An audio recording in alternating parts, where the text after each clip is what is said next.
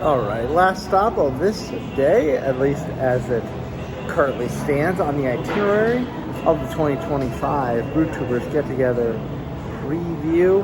We were at 13 Stripes. I know a lot of people, Dave, Stevie included, already know about 13 Stripes and are big fans of 13 Stripes. So, we've got 3 brews here. They do not do flights, but you can get 10-ounce pours for a moderate sum and enjoy it just the same as you would a flight. And hey, you get more beer per glass. Who would not be a fan of that? So, I threw up the sign behind me. You can see that metal die-cut sign of the United States of America flag in the 13 Stripes logo style. So, the first one we're going to sip on is called Death to Kings, a beer that's been around for a little while, and it's a beer that I am quite fond of. I think it's been a while since I had it, but it is a West Coast lager. Now, who has ever heard of a West Coast lager? West Coast IPA, sure. West Coast Pilsner, sure. West Coast lager, especially one of a more maltier, darker tone. It's still got some fair amount of translucence to it. It's very heavy on those darker, sweeter, maltier, caramelly type of essence notes.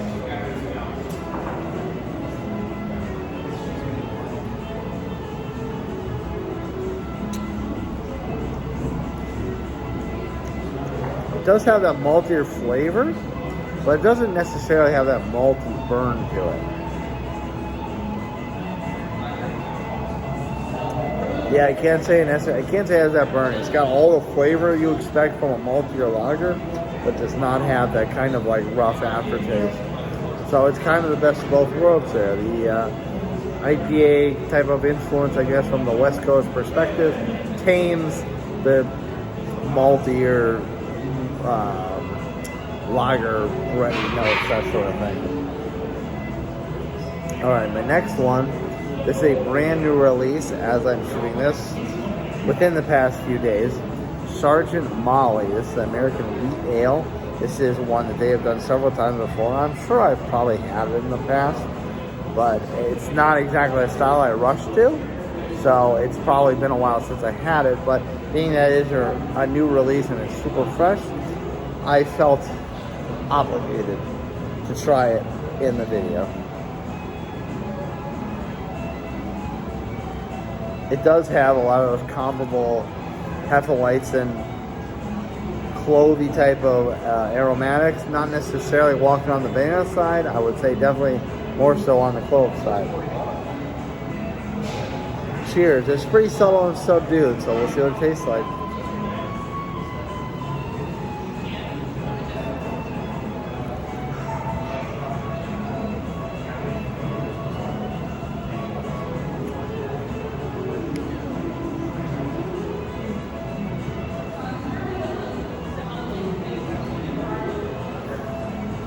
Oddly enough, for a wheat, it kind of has a little bit of that clovey floral flavor, but it also kind of has a little bit of an influence from a European generic lager type of note. Doesn't have like this big burst of clovey floral type of flavor, although it is there, it's noticeable. And that banana flavor is non-existent. So if you are a fan of the Hefs and the Belgians, they tend to shine more on the clovey side rather than the banana side, this is probably the American Wheat for you.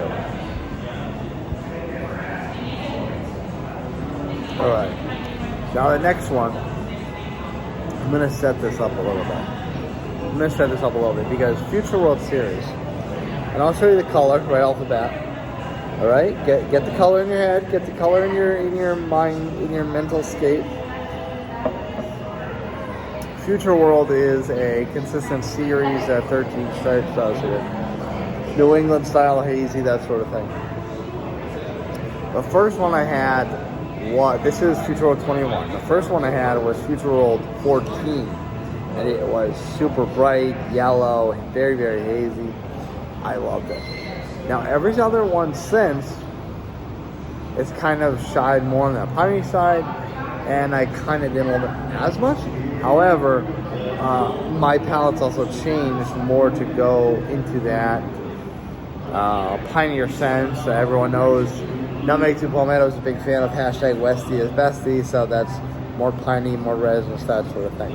So just want to give that history right off the bat before we get into this and start getting into the nitty-gritty details. This does have a lot of that raw orange sweetness to the aroma. Yeah, it's a very sweet raw orange, but it's kind of subtle. It's not super overpowering or anything like that, any stretch of the imagination of that sort. Cheers.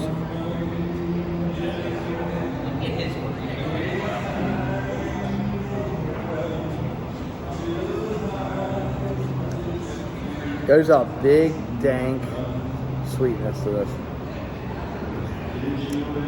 It still has a lot of the orange notes, but it is shying more on that dank side, resinous side.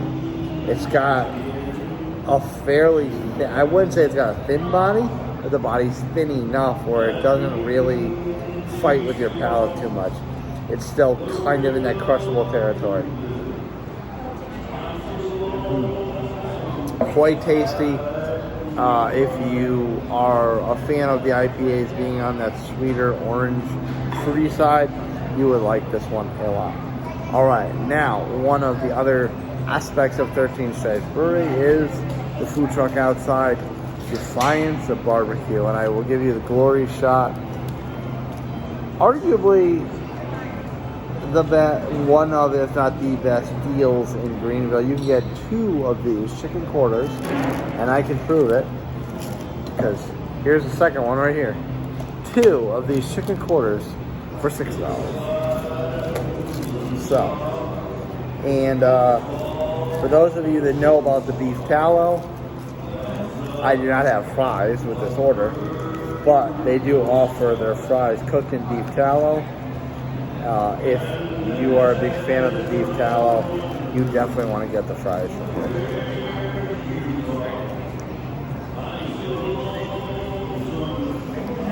So I can chop the skin off here. I'll give you another close-up glory shot.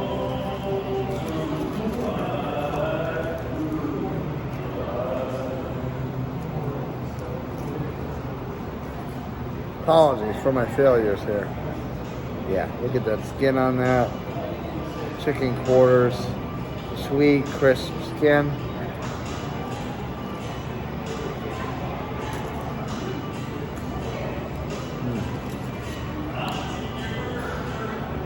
The spice, the pepper. Woo!